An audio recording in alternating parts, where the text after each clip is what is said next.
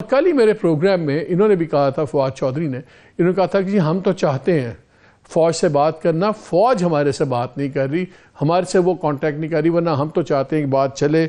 एक अजीब सा क्राइसिस हो गया है। फवाद चौधरी पे जो दफात लगाई हैं उनमें से दो बड़ी सीरियस हैं, एक 124A है, एक 153A है। ये बेलेबल ऑफेंसेस नहीं है। और 124A का मैं आपको इतना बता दूँ, आपको याद होगा मखदूम जावेद हाशमी साहब को जब सज़ा दी थी मुशर्रफ साहब के ज़माने में, आपको याद है वो किताब हुई थी और सारा बात चली थी, तो 23 साल 124A के तहत ही सज़ा हुई थी।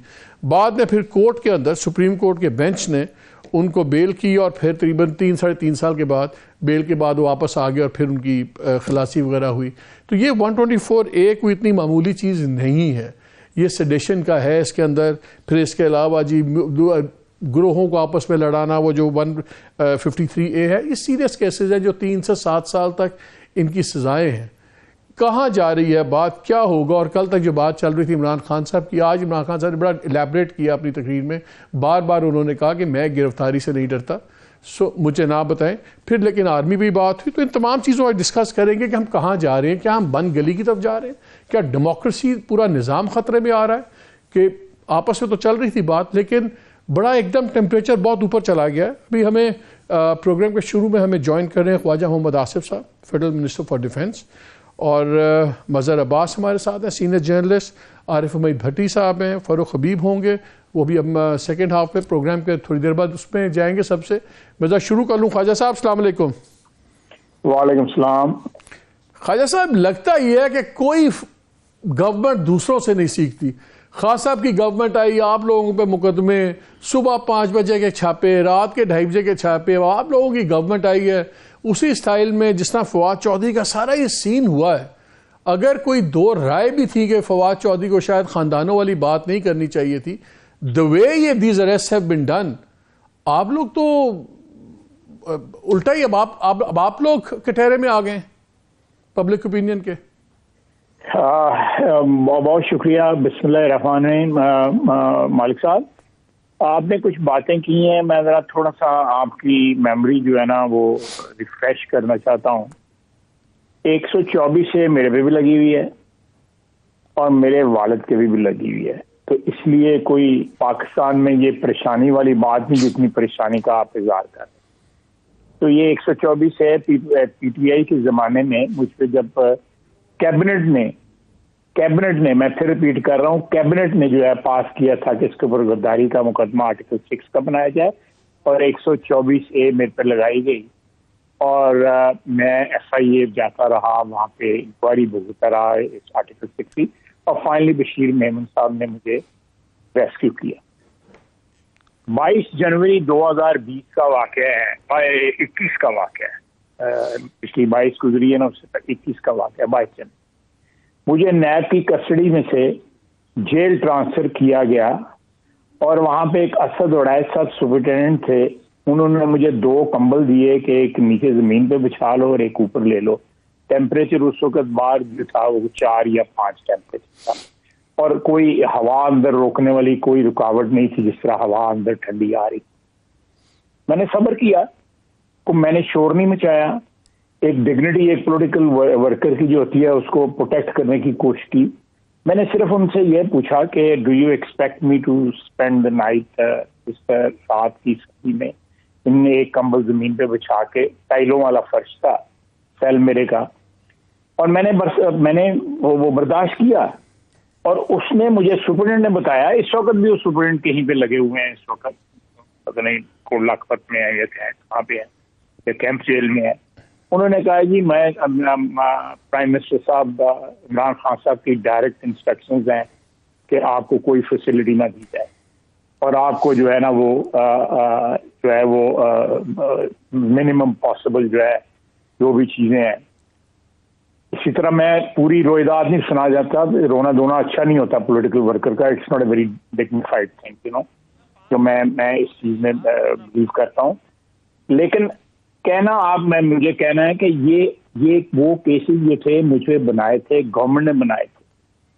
अल्लाह के फजल से उन केसेस को मुझे कोर्ट ने भी रिलीफ दिया, सुप्रीम कोर्ट में भी रिलीफ मिला हुआ था, ऑलरेडी मिला हुआ था। और उसके बाद जो है मुझे बेल में भी रिलीफ मिला जो है। लेकिन मैंने ये शोर नहीं मचाया, मैंने ये रोना धोना या कोई इस किस्म की कोई चीज नहीं, ना किसी और ने, ना शायद अब्बासी ने, ना मिफ्ता इस्माइल ने। बेटी को बाप के सामने रेस्ट किया गया।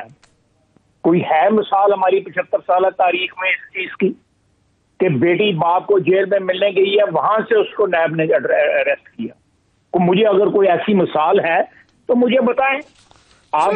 वो भी बेटी भी तो पॉलिटिकल लीडर थी ना। नहीं आप, लेकिन जब आप ऐसा तासुर देते हैं, लगता है जैसे कोई घर में कोई स्टूडेंट हो या ऐसी बच्ची हो जो पॉलिटिक्स से ताल्लुक कोई ना हो, जब वो सियासत में होंगी, लीडर होंगी, तो फिर उनको भी तो ट्रीट उसी तरह होगा। नहीं देखिए, चले मैं इधर आता हूँ। मेरा बेटा जो है वो आजकल आई एम नॉट कंडोनिंग इट, लेकिन मैं सिर्फ उस जुमले से वो जुमला कंडोन भी कर लें। चलो मैं कंडोन कर दिया, आपकी बात मान ली कि कंडोन कर दिया कि मुझे मान ली बात, छोड़ें इस बात को। मेरा बेटा आज भी तरीके भोगता है, मेरी बीवी आज भी जो है पूरी दिन जाके अदालत में बैठती है। तो अब क्या टिट फॉर टैट हो रहा है? अब क्या टिट फॉर टैट नहीं, वो टिट फॉर टैट नहीं है, लेकिन ये मातम जो है जो आपने बर्पा किया हुआ है, मैं कहता हूँ कि उस वक्त भी बर्पा करते। किसने बर्पा किया हमारे लिए उस वक्त? जो है किस साइड पे लोग खड़े थे उस वक्त? अदारे भी किस साइड पे खड़े थे? अदलिया किस साइड पे खड़ी थी? FIA किस साइड पे खड़ी थी? नैब किस साइड पे खड़ी थी? मीडिया किस साइड पे खड़ा था? कोई था हमारी आवाज उठाने वाला उस वक्त? आज जो है ECP ने आईनी अदारा है, उसने केस रजिस्टर किया है और भाई जो है पुकार मच गई है। क्या पुकार में आम आदमी को इससे क्या ताल्लुक है? जो जुबान वो इस्तेमाल करते हैं, जो धमकियां देते हैं, जान से मारने की धमकियां देते हैं। बात ये हो रही है, मेरी बात सुन लेना। सवाल सिर्फ ये है, बिल्कुल आप ट्रायल करें, आप मुकदमा दर्ज करें, लेकिन बड़ा सिंपल चीज था, मुकदमा दर्ज हो जाता, सुबह दर्ज हो जाए या सुबह गिरफ्तारी हो। ये जो 4 बजे घरों से उठाना जो आप कहते हैं कि उनकी गवर्नमेंट करती थी, तो वो भी गलत करती थी।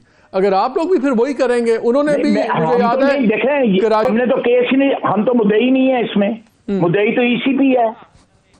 ECP का सरबराह जो है उन्होंने लगाया हुआ है। मेरे हाथ में परवेज खटक ने राजा साहब के नाम की चिट्ठी दी थी, बुलाए राजा परवेज खटक साहब को और मुझे बिठाए उनके साथ। किसने नाम दिया था राजा साहब का? इन्होंने दिया था। क्यों गिला करते हैं आप? जो है फौज के गिले करते हैं। किसको एक्सटेंशन जो है इन्होंने जनरल बाजवा को जुड़ाई? हमने भी वोट दिया, बिल्कुल दिया। एक्सटेंशन के बाद उम्र गैर मुअय्यना जो एक्सटेंशन देने पे तैयार हो गए, सिर्फ इक़्तिदार जो है वो उसको बचाने के लिए। देखें ये सारी चीजें जो है ना, ये मेरे और आपके इक़्तिदार की तहफ़्फ़ुज़ के लिए नहीं बनी हुई। ये पाकिस्तान और पाकिस्तान की अवाम और पाकिस्तान के आइन के तहफ़्फ़ुज़ के लिए बनी हुई है। अगर कोई शख्स समझता है कि वो आवाजें मार के, या जिस तरह आपको कहा है कि हम फौज से बात करना चाहते हैं और फौज हमसे बात नहीं करती, आप आए असेंबली में आते, 1.25 साल आपके पास पड़ा रहा, साल पर पूरा पड़ा रहा। जब वो आने लगे तो आप लोगों ने इस्तीफे कबूल कर लिए। You never wanted them to come back. 9 साल पूरा इंतजार किया जनाब, साल पूरा इंतजार किया, आवाजें देते रहे। हमारा हर लीडर जो है ऑन रिकॉर्ड है कि आए बात करें। क्यों नहीं आए? आप गवाएं इस बात से। कोई देर से भी, अगर कोई देर से भी आगे आ तो रहे थे।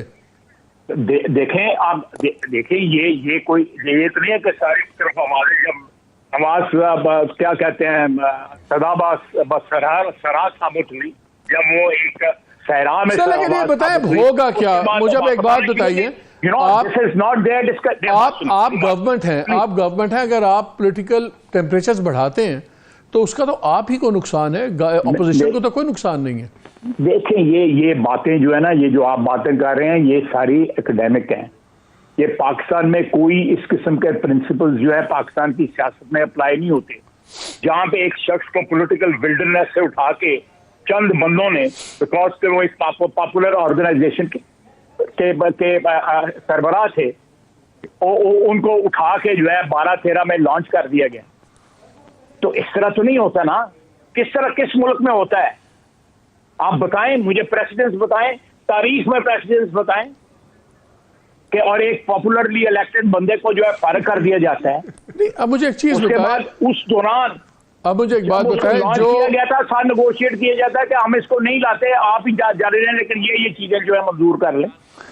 सर वो फिर बेखाय साहब वो बहस दूसरी चली जाएगी, फिर बहस इस पे भी चली जाएगी। मेरी बात सुन ले जाए मेरा सवाल में, अगर आप वो आपकी बातों में बहुत वजन है जो कुछ बातें आप कर रहे हैं, but at the same time फिर बात उधर भी चली जाएगी कि वो जो बाहर आपके लीडर बैठे हुए हैं, हमें बताया जाता है बीमारी से बैठे हुए, फिर आप ही के इंटीरियर मिनिस्टर और बाकी लोग आके कहते हैं कि जी जिस दिन इलेक्शन अनाउंस हो गया वो उसी दिन आ जाएंगे और आके मुहिम लीड करेंगे।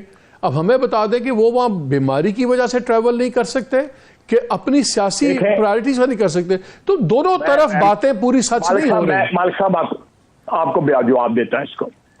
देखें, सियासी वर्कर जो है, चाहे वो मियां नवाज शरीफ हो, चाहे मैं हूं, या कोई और हमारा वर्कर हो, या किसी और पार्टी का, उसका ओढ़ना बचाना सियासत होती है।